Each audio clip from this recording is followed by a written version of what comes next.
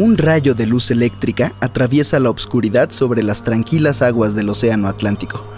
El Titanic se abre paso lentamente entre las olas, con sus pasajeros dormidos, cuando de repente una monstruosa forma blanca es detectada por el haz de luz. El fatídico iceberg está a punto de desgarrar el costado del legendario barco. 14 de abril de 1912, solo 2 días antes. Alguien tomará una foto de un iceberg gigante con una forma elíptica bastante inusual. Lo más probable es que este iceberg se haya formado a partir de nieve caída hace 100.000 años. Los investigadores recurrieron a modelos informáticos para averiguar su origen. Usaron datos de 1912 y añadieron nueva información sobre los vientos y las corrientes oceánicas.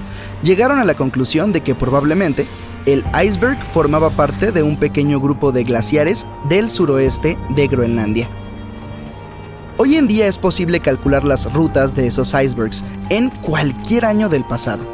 El infame trozo de hielo se dirigía desde Groenlandia a una zona al sur de Cornualles. Si el barco hubiera pasado por esa región solo 2 días después, el iceberg ya se habría alejado del punto donde se encontraron. Al principio, el peso del iceberg más conocido del mundo era de 75 millones de toneladas. Con el tiempo, comenzó a derretirse lentamente y, cuando hundió el Titanic, solo pesaba 1,5 millones. En el momento de la colisión, probablemente llevaba meses derritiéndose, pero seguía siendo un verdadero monstruo. Al momento del hundimiento del transatlántico, el iceberg tenía una longitud de 120 metros y más de 30 metros de su superficie estaban por encima del agua. Algunos creen que una superluna provocó esta tragedia. Esa noche tuvo lugar un evento lunar inusual. No había ocurrido en 1400 años. En condiciones normales, el iceberg no habría viajado tan al sur sin derretirse y perder la mayor parte de su masa, pero la superluna podría haber sido la causa de una marea inusualmente alta que lo alejó del glaciar mucho más rápido de lo normal. Existe un tipo específico de bacteria que consume lentamente los restos del Titanic: la corrosión salina, las corrientes oceánicas, las temperaturas bajo cero y este microorganismo devorador de óxido podrían terminar consumiendo todos los restos. La actriz estadounidense Dorothy Gibson viajaba a bordo del Titanic, sobrevivió y cuando llegó a Nueva York comenzó a rodar una película llamada Salvada del Titanic, casi inmediatamente. Se estrenó apenas un mes después del hundimiento del Titanic. Incluso usó los mismos zapatos y la misma ropa que llevaba puestos durante el desastre real. La película fue un gran éxito en aquel entonces, pero la única copia conocida se destruyó en un incendio. 14 años antes del hundimiento del Titanic, se publicó una novela corta llamada Futilidad. Lo curioso es que parece haber predicho todo el acontecimiento. La trama giraba en torno a un barco ficticio llamado Titán, que se hundió durante su travesía. Era casi del mismo tamaño que el Titanic, y los dos se hundieron en abril. El motivo también fue un choque contra un iceberg. Tanto el barco real como el ficticio fueron descritos como insumergibles, y ambos contaban con el número de botes salvavidas exigido por la ley. Número que, como se demostró más tarde, no fue suficiente. Lo hemos visto en la película, pero en el Titanic también hubo historias de amor reales. 13 parejas viajaron en él como parte de su luna de miel. Una de ellas era propietaria de las grandes tiendas Macy's de Nueva York. Cuando se hizo evidente que el Titanic estaba hundiéndose, la mujer se negó a subir a un bote salvavidas sin su esposo, pero él no quiso unirse a ella mientras aún hubieran mujeres y niños que, en su opinión, debían subir primero. Finalmente, la mujer le dio su abrigo a su criada. Insistió en que se subiera al bote salvavidas y que quería que estuviera abrigada. En cuanto a la mujer, decidió quedarse con su esposo hasta el final. Algunos creen que el Titanic no se hundió por culpa de un iceberg, sino de una momia. Todo comenzó alrededor del año 1000 a.C., con una misteriosa mujer que vivía en Egipto, en la ciudad de los ladrones. La gente sabía poco de ella, pero la consideraban una sacerdotisa. Su momia fue guardada en un sarcófago de madera y cubierta con una gran tapa con la imagen de su rostro y algunas inscripciones místicas. Este lugar permaneció oculto hasta la primera mitad del siglo XIX, cuando un grupo de lugareños dio con él por accidente y perturbaron su descanso. Nadie sabe cómo, pero la momia desapareció aquel día sin dejar rastro. Un par de décadas más tarde, un grupo de amigos ricos de Inglaterra viajó a Egipto y encontró el ataúd vacío con la imagen de la sacerdotisa, cuyos ojos oscuros parecían mirar al vacío. Decidieron comprarlo, pero el comprador desapareció esa misma noche antes de recibir el ataúd. Todos los miembros del grupo sufrieron algún accidente. El ataúd cambió de ubicación un par de veces hasta que, según creen algunos, terminó en el Titanic. Tuvieron que pasar más de 70 años para que un submarino robot encontrara las ruinas de este legendario barco. El naufragio se encuentra a casi 4.000 metros bajo la superficie del Océano Atlántico, dividido en dos mitades. ¿Por qué se partió? Nadie lo sabe con exactitud. Algunos creen que fue por el agua que entró cuando chocó con el iceberg. La presión fue tan fuerte que separó dos partes del Titanic, comenzando por la estructura inferior. Otros dicen que se debió a los remaches del casco, que tenían una alta concentración de escoria o residuos de fundición, lo que puede hacer que el metal se parta. En general, el barco tenía muchos defectos, comenzando por el diseño. Los mamparos estancos no estaban completamente sellados en la parte superior, lo que permitió que el agua fluyera entre los compartimientos y, al final, hundiera el transatlántico. El hierro de los remaches y el acero del casco terminaron por arruinarse debido al alto contenido de azufre, las bajas temperaturas y las altas velocidades. El acero se hizo añicos y los remaches saltaron con bastante facilidad. Como consecuencia de todo esto, el Titanic se hundió 24 veces más rápido de lo que se habría hundido en otras circunstancias. Si hubiera chocado de frente contra el iceberg en lugar de embestirlo con el costado, probablemente se habría mantenido a flote. ¿Cómo es que los tripulantes no tenían binoculares? Seguramente los habrían ayudado a detectar el iceberg a tiempo y tal vez incluso evitar el desastre, pero los binoculares del Titanic estaban guardados en un compartimento. Solo un miembro de la tripulación tenía la llave y había sido trasladado fuera del barco justo antes de que zarpara. Más tarde dijo que había olvidado de entregar la llave, pero incluso sin los binoculares, el barco podría haber tenido tiempo de cambiar de rumbo y evitar la colisión si la tripulación hubiera recibido algún aviso. Bueno, lo cierto es que alguien sí los alertó. Alrededor de una hora antes del incidente, un barco que estaba relativamente cerca del Titanic, el SS Californian, envió un mensaje para informarles que se había detenido debido a un denso campo de hielo. Sin embargo, el aviso nunca llegó al capitán del Titanic. Algunos expertos aseguran que fue porque el operador de radio no pensó que fuera algo urgente. Más tarde, el SS Californian dijo que no había recibido la llamada de auxilio del Titanic porque su operador de radio estaba fuera de servicio. Algunos dicen que la tripulación del Titanic no pudo ver el iceberg a tiempo debido a una ilusión óptica.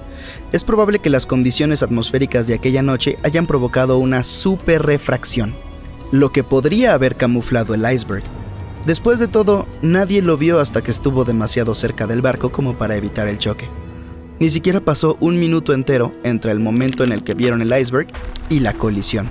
Fueron solo 37 segundos. Y el Titanic tardó 2 horas y 40 minutos en desaparecer bajo las olas del océano. El 3 de octubre de 1849, un periodista del periódico de Baltimore, Joseph Walker, fue a una taberna. Cuando estaba llegando, vio a un hombre tirado en una cuneta. Walker se acercó al hombre para ver qué sucedía. Tenía la ropa sucia, se veía mal y murmuraba algo. Joseph le preguntó cuál era su nombre. El hombre respondió: «Yo soy Edgar Allan Poe». Todas las obras aterradoras y misteriosas, las novelas de detectives y la ciencia ficción comenzaron con Edgar Allan Poe. Inventó un género completamente nuevo que inspiró a miles de escritores y directores a crear historias aterradoras y fascinantes. Es uno de los autores más famosos del mundo, pero desafortunadamente su vida fue triste y dramática, y el final de su existencia es tan oscuro y misterioso como sus historias. Poe nació en una familia de actores de teatro en 1809. En Boston, Massachusetts. La primera tragedia de su vida ocurrió cuando tenía solo 2 años. Quedó huérfano, ya que su madre falleció y su padre los había abandonado. Una pareja de Richmond, John y Frances Allan, se encargó de él. John fue considerado el padre adoptivo de Edgar. John Allan trabajaba como comerciante, ganaba mucho dinero y le dio a Edgar una excelente educación. Poe ingresó a la Universidad de Virginia, donde le gustaba jugar juegos de azar. Un día perdió mucho dinero. No pudo pagar la deuda y su padre adoptivo se negó a ayudarlo. Debido a sus deudas, le quitaron las ayudas económicas y lo regresaron a Richmond, donde tuvo otra tragedia personal. El joven escritor se enamoró de una niña hermosa, Sarah Elmira Royster. Edgar quería casarse con ella, pero ella eligió a otro chico. Esto rompió el corazón de Edgar y quizás sea la razón que lo impulsó a escribir. Poe era fanático del poeta británico Lord Byron y quería ganar dinero con la poesía y los cuentos. A los 18, se mudó a Boston y publicó su primer libro, Tamerlán y otros poemas. Este trabajo no le dio dinero, no recibió distribución y ni siquiera fue revisado. Muchos historiadores dudaron de la existencia de este libro, pero se encontró una copia en el Museo Británico en 1876. Según los registros, había alrededor de 50 copias de Tamerlán y otros poemas, y solo quedan 12 en la actualidad. Los expertos en libros raros consideran que el primer libro de Edgar Allan Poe es una de las copias más valiosas de la literatura estadounidense del siglo XIX. En 2009, este libro se vendió en una subasta por más de $662,000 y la copia anterior se vendió por $225,000. Pero Poe no recibió ni un centavo por el libro. Se endeudó, tuvo una vida complicada, pero continuó escribiendo cuentos. No pasó mucho tiempo hasta que Poe fue al ejército, donde sirvió durante 2 años. Después se fue a Nueva York. Ahí consiguió un trabajo como crítico para una revista donde escribió muchas reseñas sobre las historias de otros escritores. En este trabajo, Poe creó un estilo de crítica literaria dura, pero también escribió sus propios poemas, y un día lo consiguió. En 1845, Poe escribió su poema más famoso, El Cuervo. Es la historia de un hombre que experimenta un amor no correspondido y está charlando con un cuervo en una noche oscura. El poema hizo de Edgar un poeta famoso. El Cuervo se publicó en casi todas las revistas y periódicos del país.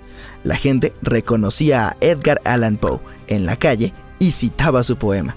La alta sociedad de Nueva York lo invitó a clubes privados. Poe se hizo famoso, finalmente. Fue un éxito internacional. Tenía la fama que cualquier escritor podría desear, pero aún no tenía mucho dinero. Recibió entre $9 y $15 por El Cuervo y alrededor de 120 por las ediciones publicadas. Por cierto, Edgar fue el primer autor estadounidense que logró vivir del dinero que ganaba con sus escritos. $15 no eran mucho en ese entonces, pero lo principal de este éxito fue que le dio la oportunidad de seguir adelante con su carrera. Aunque finalmente comenzó a ganar dinero, todavía luchaba por mantenerse a sí mismo, sin mencionar a su familia. Además, como tenía un montón de deudas, tenía que darles la mayor parte de este dinero a sus acreedores. A principios de 1846, las cosas empeoraron para él. Para empezar, perdió su trabajo de tiempo completo como crítico literario. La revista para la que trabajaba quebró y Poe se quedó nuevamente sin dinero.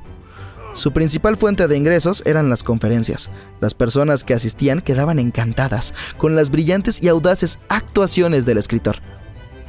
Criticó el negocio literario desleal y a muchos escritores de su época. También realizó impresionantes veladas de poesía. Las críticas de las actuaciones de Poe siempre fueron buenas, pero por alguna razón, la popularidad de estas conferencias comenzó a disminuir junto con el precio de las entradas. Poe, junto con su esposa y su madre, se mudó al Bronx, donde ocurrió otra tragedia.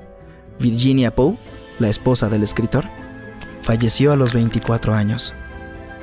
Dicen que Edgar nunca logró recuperarse emocionalmente de esta pérdida. Continuó haciendo sus conferencias y escribiendo cuentos. También quería volver a casarse para llenar el vacío que había dentro de su corazón. Quizá por eso seguía siendo un asiduo visitante de tabernas y bares. El 27 de septiembre de 1849, Poe abordó un barco de vapor en Richmond, Virginia, con destino a Filadelfia. Lo habían contratado para editar una colección de poemas de un poeta estadounidense. Lo que sucedió en los siguientes 6 días aún se desconoce, pero el 3 de octubre, el doctor Joseph Snodgrass, que conocía al escritor, recibió una carta de un periodista de Baltimore. Joseph Walker. Escribió que había encontrado a un hombre con la ropa sucia en una alcantarilla. El hombre parecía molesto y dijo que su nombre era Edgar Allan Poe.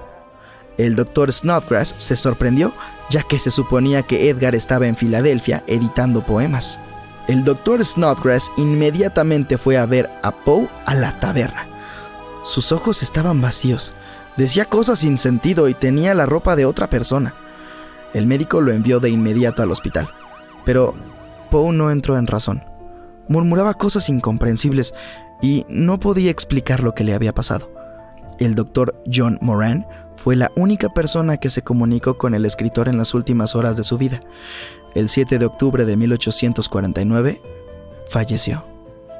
El doctor Moran nunca pudo hacer un diagnóstico preciso. Según una versión, el escritor tenía rabia. En el siglo XIX, esta enfermedad era común y provocaba confusión y alucinaciones. Pero hay inconsistencias en esta versión.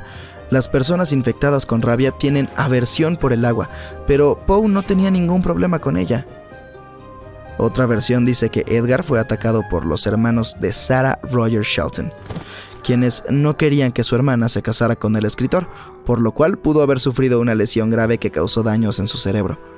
Pero, ¿por qué vestía la ropa de otra persona cuando lo encontraron? Edgar dijo el nombre de un tal Reynolds varias veces en su última noche, pero este hombre nunca fue identificado. En 2006, los científicos analizaron el cabello de Poe y descubrieron que Edgar tenía niveles de arsénico elevados, pero no críticos. Esta sustancia causa problemas cardíacos y otras enfermedades, pero no era la razón principal del fallecimiento de Edgar. Además, el análisis mostró que poco antes del fatídico día, el nivel de mercurio en el cuerpo del escritor había aumentado un 264%. El mercurio puede causar... Estamos en Inglaterra, en el pueblo de Turville, y es 1871. Aquí, en una calle, puedes encontrar una casa muy particular. No es diferente de las demás, pero hay muchas personas alrededor de ella como esperando algo. Las puertas de la vivienda se abren y varios adultos salen. Se ven sorprendidos y dicen que todos los rumores resultaron ser ciertos.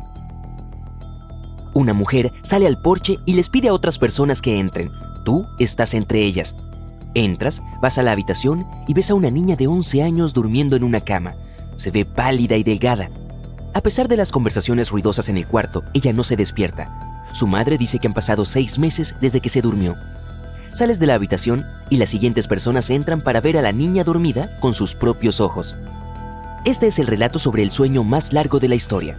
Este récord pertenece a una niña llamada Ellen Sadler, que estuvo dormida por 9 años. Nació en el pueblo inglés de Turville en la segunda mitad del siglo XIX en una familia numerosa.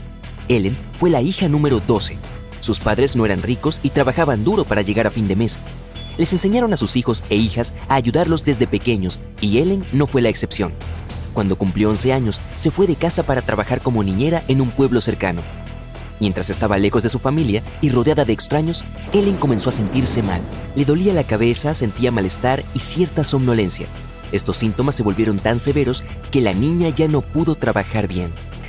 Regresó a su pueblo y sus padres la llevaron al hospital.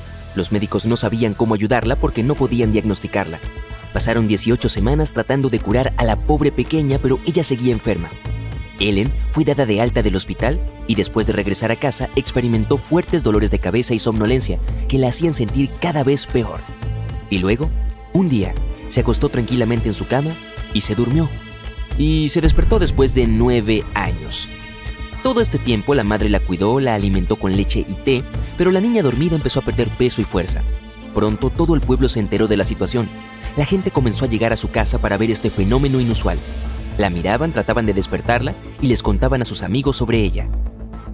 La noticia de la niña dormida se extendió por todo el país. Ellen se había convertido en un espectáculo. Gente de toda Inglaterra llegó para ver a una persona que había estado durmiendo por varios años. Los visitantes llamaban a la casa donde vivía la familia la cabaña soñolienta. Hasta allí llegaron médicos y periodistas, uno de estos del Daily Telegraph. Describió que el cuerpo de la niña se veía débil y demasiado blando. Sus pies estaban helados, sus labios azules y su respiración apenas se percibía. Parecía que la vida abandonaba lentamente su cuerpo. La familia recibía donaciones para el cuidado de su hija y por eso mucha gente pensó que todo era una puesta en escena. Por alguna razón, la madre no permitía que un doctor se quedara con Ellen por mucho tiempo. Algunos decían que la mujer le daba pastillas para dormir todos los días para que no se despertara. Y alguien incluso afirmó que había visto a una niña consciente sentada junto a la ventana. Además, la madre rechazó la oferta de los doctores de realizar un examen médico en un hospital de Londres. Es poco probable que encontremos toda la verdad sobre este caso, ya que no hubo un diagnóstico oficial de los especialistas. Es posible que la niña haya caído en un coma o haya sufrido otra enfermedad desconocida para la ciencia del siglo XIX. Podría ser un trastorno crónico del sueño. Quienes lo padecen experimentan episodios incontrolables de somnolencia en los que pueden ir caminando por la calle y sentir sueño al punto de caer al suelo. Ellen creció en una familia numerosa y se acostumbró temprano al trabajo duro. Quizás la fatiga severa y la falta de sueño provocaron su narcolepsia. En cualquier caso, esta historia tuvo un buen final. Un día, Ellen Sattler se despertó. No recordaba lo que había sucedido y se sorprendió mucho cuando su familia le contó del sueño de 9 años. El crecimiento de la niña se desaceleró un poco y su vista empeoró, pero su salud general no era tan mala. Ellen se casó y tuvo 6 hijos. En 1911, a la edad de unos 50 años, falleció. Ahora veamos una historia completamente opuesta, sobre una persona que estableció el récord del mayor tiempo sin dormir. En enero de 1964, Randy Gardner, un estudiante de secundaria de 17 años, afirmó que permaneció despierto por varias semanas. El experimento comenzó en diciembre y finalizó en enero, y al final de ese tiempo se sentía bastante normal. Este hecho estuvo en el libro Guinness de Récords Mundiales y permitió a los científicos aprender mucho sobre la estructura del cerebro humano. Randy quería hacer un proyecto escolar de ciencias relacionado con el sueño. Para lograrlo tenía que permanecer despierto el mayor tiempo posible, y para esto un amigo tenía que asegurarse de que así fuera. Al principio todo salió bien. El amigo de Randy llevaba un diario donde registraba los más mínimos cambios en el cuerpo del sujeto. Randy aguantó fácilmente los primeros 2 días, estaba constantemente de pie y no iba a la cama. Pero después de 3 días, sus habilidades cognitivas y sensoriales comenzaron a decaer. El 4.º día, Randy se sintió enfermo, caminaba por la casa y olía frutas cítricas. El olor a limones y naranjas lo ayudaba a soportar su mala condición. Durante el día, Randy jugaba al baloncesto y a los bolos con sus amigos. Las noches eran aburridas porque el chico no sabía qué hacer, pero aún así no se iba a la cama. Pasó una semana y Randy mostró excelentes resultados en el baloncesto. Sus habilidades físicas no habían cambiado y su habla era clara y lógica. En ese momento, los noticieros de todo el país hablaban de Randy y su experimento. Se convirtió en una celebridad, lo que también lo ayudó a mantenerse despierto. Los científicos fueron a ver a Randy y con la ayuda de preguntas de matemáticas probaron sus habilidades intelectuales. Sin embargo, en estas pruebas mostró malos resultados. Estaba resolviendo un ejercicio de matemáticas y de repente se olvidaba de lo que estaba pasando y de lo que estaba haciendo. Los científicos escaneaban su cerebro y registraban los datos de actividad.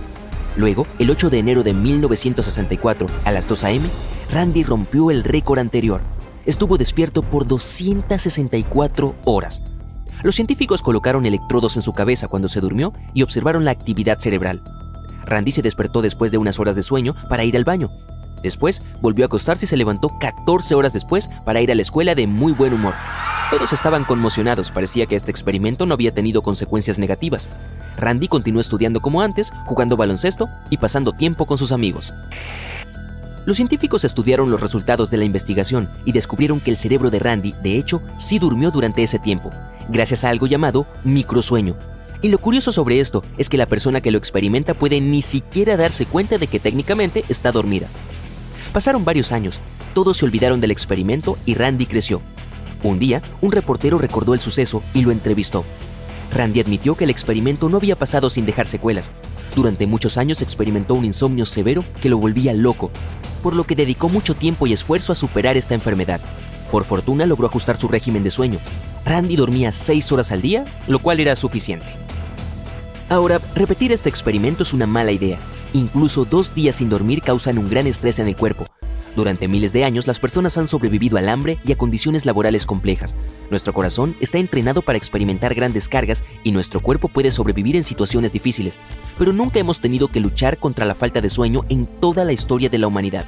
La evolución no nos ha enseñado a soportar noches de insomnio sin dejar consecuencias, por eso es perjudicial para nuestra salud.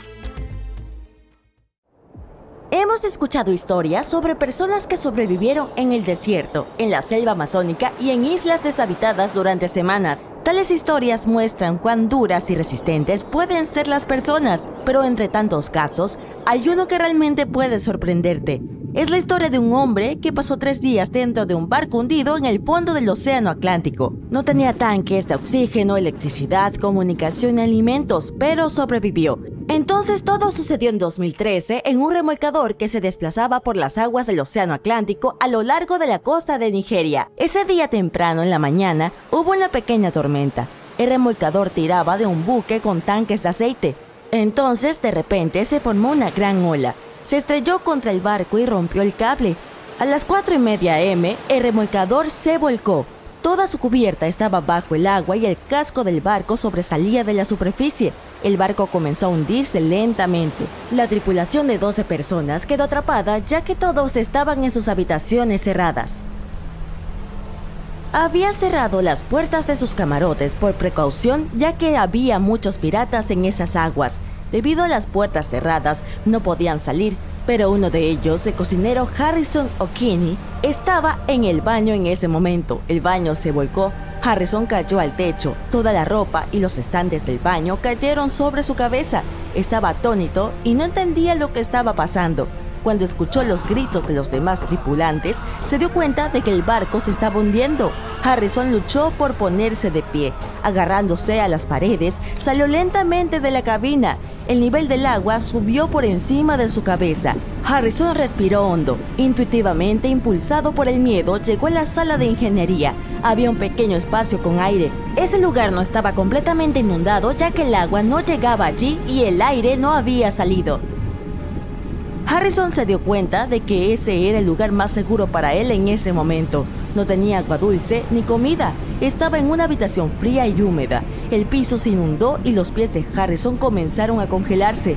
Casi no había posibilidad de supervivencia. El hombre encontró una botella de refresco dentro de la habitación y un chaleco salvavidas con 2 linternas adheridas. En ese momento el barco había descendido al fondo del océano a una profundidad de 30 metros. Esto es aproximadamente la altura de un edificio de 10 pisos. El casco del barco se comprimió y emitió un chirrido debido a la presión del agua. Entonces Harrison escuchó movimiento extraño fuera de la puerta. Eran tiburones y otros peces que investigaban la cubierta. En este momento, Harrison comenzó a perder la esperanza.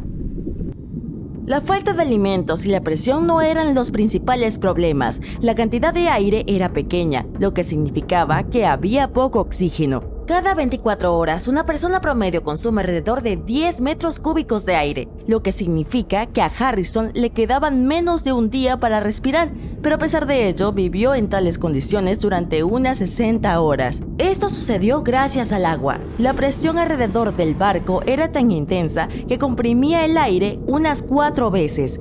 Otro problema era la respiración del cocinero. Cuando inhalamos, absorbemos oxígeno. Cuando exhalamos, liberamos dióxido de carbono. Esta sustancia es peligrosa para la salud si su concentración en el aire es del 5%. Harrison llenaba lentamente la habitación con dióxido de carbono y no podía salir. Con cada hora se hacía más difícil respirar, pero aquí nuevamente tuvo suerte. El agua absorbe dióxido de carbono y Harrison se movía y la salpicaba en diferentes direcciones. Por lo tanto, sin saberlo, aumentaba el área de agua y mantenía el nivel de dióxido de carbono por debajo del crítico. Pero los peligros no terminaban allí.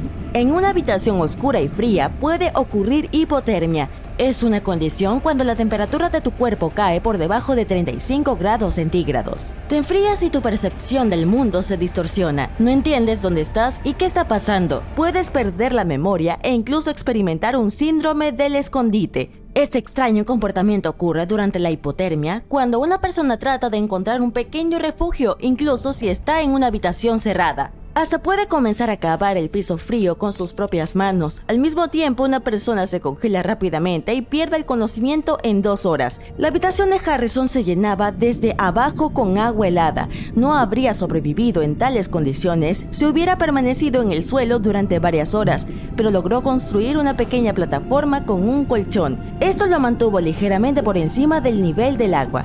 Con cada hora que pasaba, el miedo y la desesperación inundaban más y más la mente del sobreviviente. No podía salir por muchas razones. Una de ellas era que solo un poco de luz solar pasa a tal profundidad y Harrison no podía verla. La botella de refresco estaba casi vacía y las luces habían dejado de funcionar.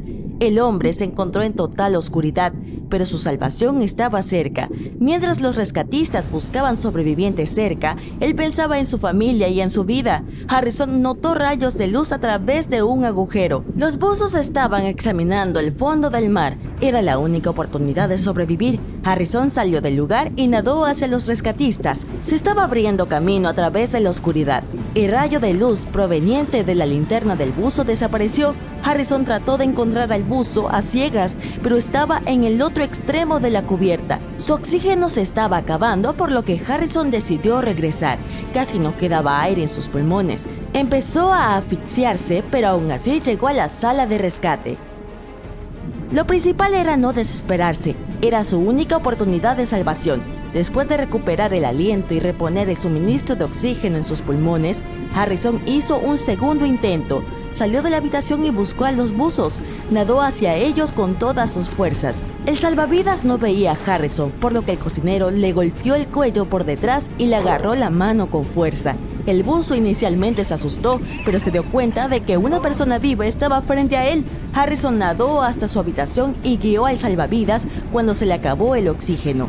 Puedes encontrar fácilmente una grabación de la cámara del buzo en internet, donde se ve al asustado Harrison en su sala de rescate durante el encuentro con el buzo. Los rescatistas le dieron una máscara de oxígeno. No podían creer que hubiera una persona viva frente a ellos. Harrison no pudo llegar inmediatamente a la superficie debido a la presión. Pasó unas 60 horas en el fondo del mar, por lo que necesitaba cambiar el nivel de presión lentamente para evitar daños a su salud. Por eso los buzos lo pusieron en una cámara de descompresión para reducir gradualmente la presión externa. Luego, cuando Harrison salió, vio estrellas. El cocinero pensó que había pasado en el fondo del océano todo el día, así que se sorprendió cuando descubrió que había estado bajo el agua durante 60 horas. Además, pensó que todos los miembros de la tripulación se habían olvidado de él y habían abandonado el barco al principio.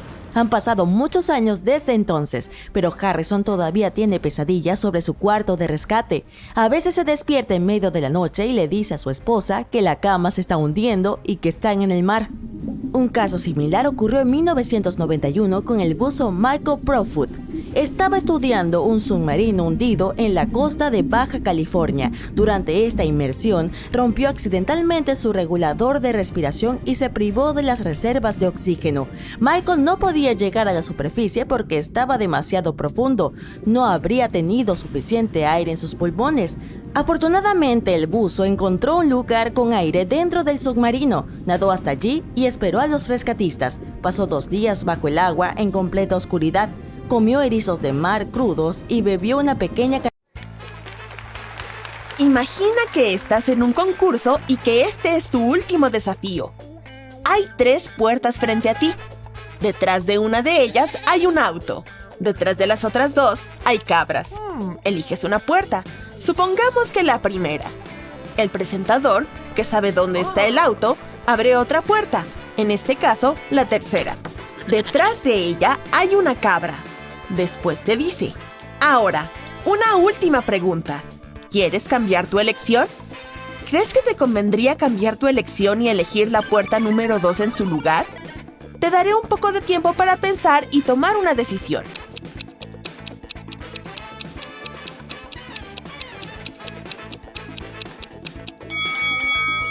¿Ya lo pensaste? Este acertijo se llama Problema de Monty Hall y recibe su nombre del presentador de un programa de juegos donde se vio esta situación.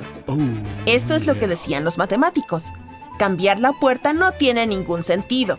Cuando la elegiste, las probabilidades de dar con la puerta del auto eran de 1 en 3. Elijas la puerta que elijas, las probabilidades serán las mismas. Después de que el presentador abra una puerta, las probabilidades de elegir la puerta con el auto serán de 1 en 2. Pero cuando Marilyn Vos Savant, la mujer más inteligente del mundo, con un IQ de 228, respondió esta pregunta en su columna dominical de 1990, respondió: sí, debe cambiar. La primera puerta tiene 1 en 3 posibilidades de ganar, pero la segunda tiene posibilidades de 2 en 3. Su respuesta desató una avalancha de comentarios negativos. Recibió miles de cartas furiosas. El 90% de ellas le decían lo equivocada que estaba y que carecía de conocimientos matemáticos básicos. Muchas de esas cartas eran de matemáticos. Marilyn escribió una respuesta defendiendo su afirmación. Las probabilidades de ganar de 1 en 3 para la primera opción no pueden subir a 1 en 2. Si aún no estás convencido y crees que las probabilidades cambian después de abrir la segunda puerta, consideremos todos los escenarios posibles. Hay 3 puertas, y el auto tiene las mismas probabilidades de estar detrás de cada una de ellas. Por lo tanto, hay 3 escenarios igualmente probables. El auto está detrás de la primera puerta, el auto está detrás de la segunda puerta y el auto está detrás de la tercera puerta. Ahora, supongamos que hay 2 jugadores. Uno es un cambiador. Cambiará su elección después de que la puerta con la cabra esté abierta. El otro es un no cambiador. Se quedará con la primera opción. Veamos qué ocurre en cada caso. Supongamos que el auto está detrás de la primera puerta. Ambos jugadores eligen la primera puerta. El presentador abre cualquiera de las 2 puertas restantes, no importa cuál, porque hay cabras detrás de ambas.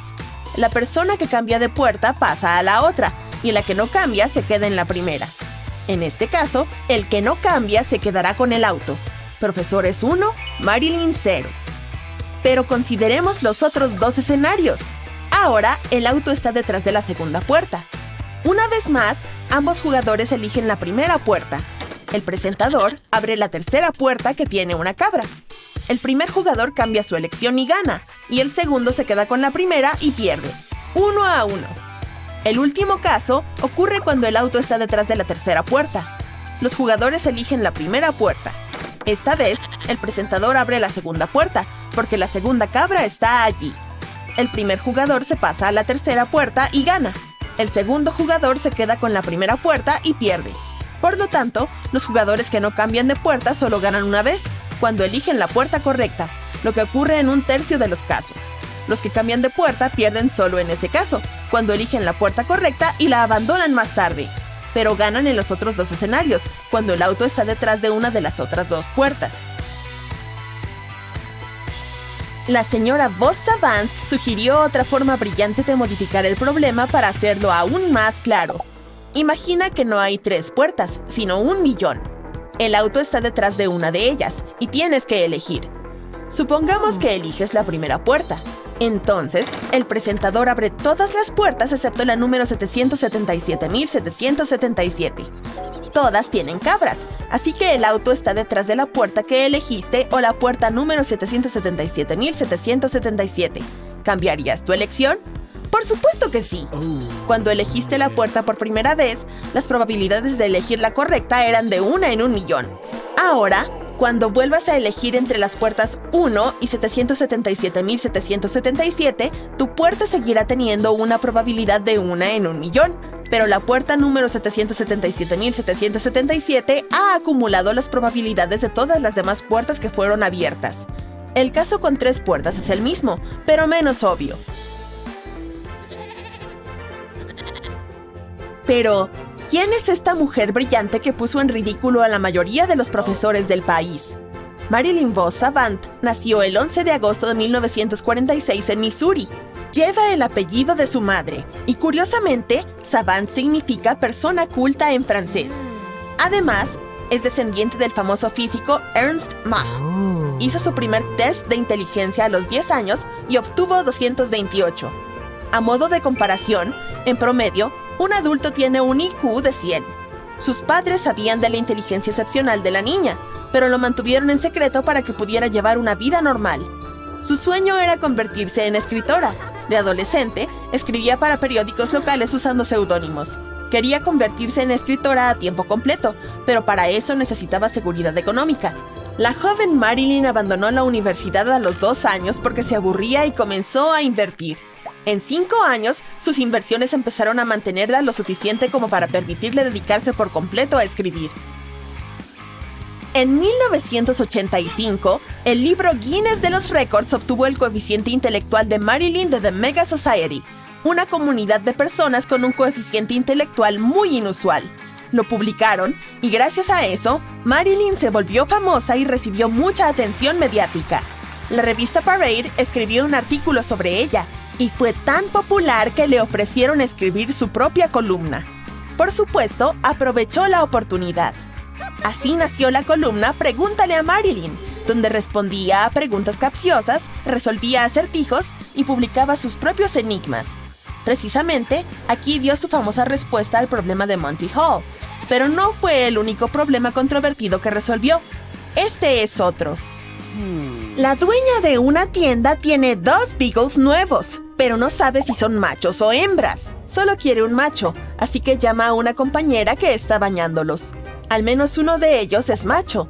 ¿Cuál es la probabilidad de que el otro también sea macho? Te daré un poco de tiempo para pensar.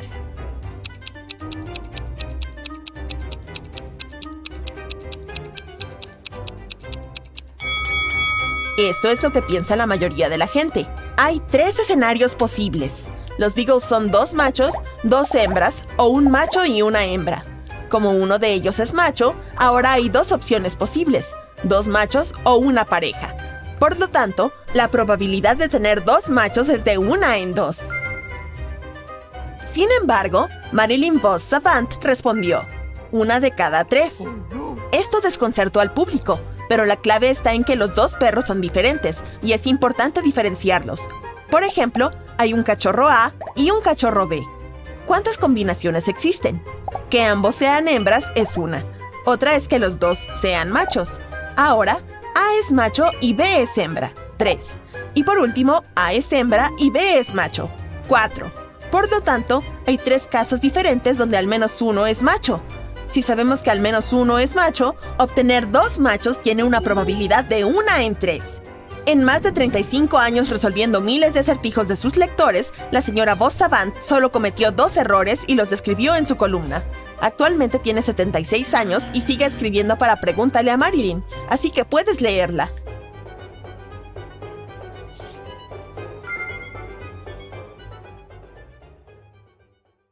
Todos miran a la azafata mientras pasa apresuradamente junto a los pasajeros. Ignora cualquier pedido que le hacen y se dirige a la cabina. La gente se mira confundida. ¿Hay algún problema con el avión? Entre todas estas personas preocupadas, un hombre está sentado, esperando pacientemente a que se desarrolle su plan. Nadie sabía el peligro en el que estaban a punto de entrar. Noviembre de 1971. Es Acción de Gracias. Todo el mundo está abordando un avión que va de Portland, Oregon a Seattle, Washington para las vacaciones. Parecía un día típico en el aeropuerto, salvo por D.B. Cooper. Nadie se fijó en él y nadie sospechó nada. Era un hombre misterioso. Y cuando digo misterioso, me refiero a que D.B. Cooper ni siquiera era su verdadero nombre. Hasta el día de hoy, nadie conoce su identidad real. Todo lo que sabemos es que compró un boleto a nombre de Dan Cooper, pero los medios comenzaron a contar esta historia identificándolo como D.B. Cooper, y desde entonces fue conocido por este nombre. Los testigos lo describieron como un hombre de mediana edad, de unos 40 años. Llevaba un traje oscuro con un impermeable negro, vestía una camisa blanca y una delgada corbata negra. El vuelo era corto, 37 minutos para ser exactos, por lo que nadie pensó que algo terrible podía suceder. Abordó un Boeing 727 con nada más que un maletín negro y una bolsa de papel marrón.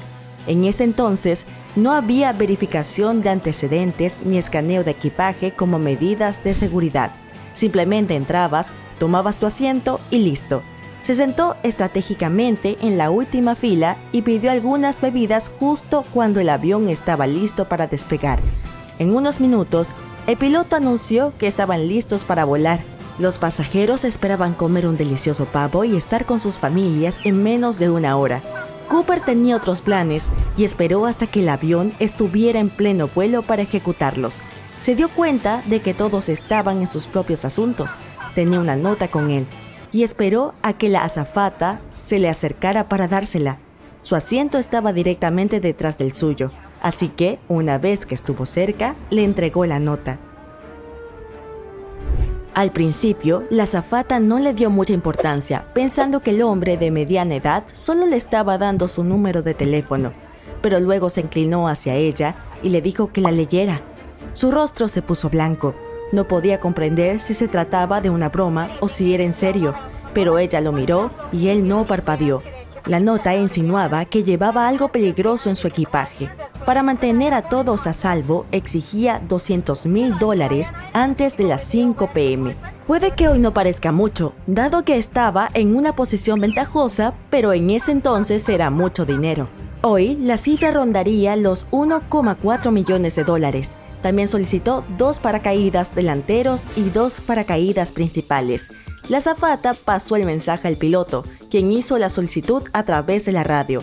Al principio nadie notó nada, pero luego se difundió la noticia sobre los planes de Cooper. Todos notaron cómo la azafata estaba nerviosa e incómoda. Una vez que aterrizaron en Seattle, Cooper no había terminado. Según las personas a bordo, parecía confiado. Le trajeron el dinero y repostaron el avión para que pudiera continuar con su plan. También le llevaron los paracaídas que había exigido. Fue meticuloso en el orden en que se debían cumplir sus demandas. No dejaba bajar a nadie del avión a menos que le llevaran el dinero. Pidió 4 paracaídas civiles que las autoridades consiguieron en una escuela de paracaidismo.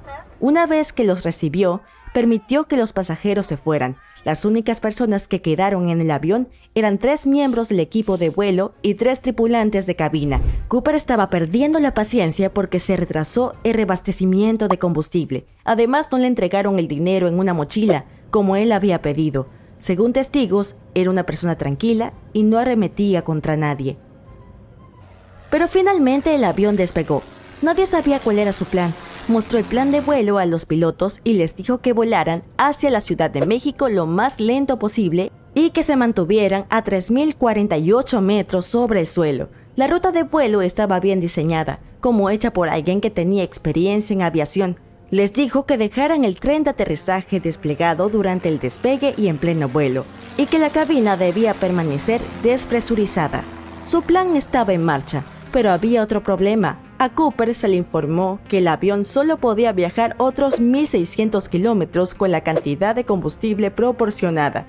Eso significaba que no podría llegar a México. Después de mucho reflexionar, Cooper decidió que tendrían que detenerse para repostar combustible. Decidieron aterrizar en el Aeropuerto Internacional de Reno Tahoe, Nevada. Cooper sabía que esto evitaría que escapara con el dinero, así que les dijo a todos que esperaran cerca de la cabina. Ahora estaba solo donde deberían haber otros 35 pasajeros.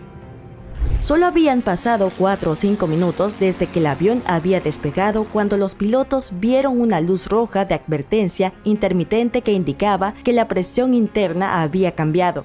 Un testigo recuerda haberlo visto atándose el dinero a la cintura mientras se colocaba el paracaídas. Algunos de los tripulantes le preguntaron si necesitaba ayuda a través del intercomunicador.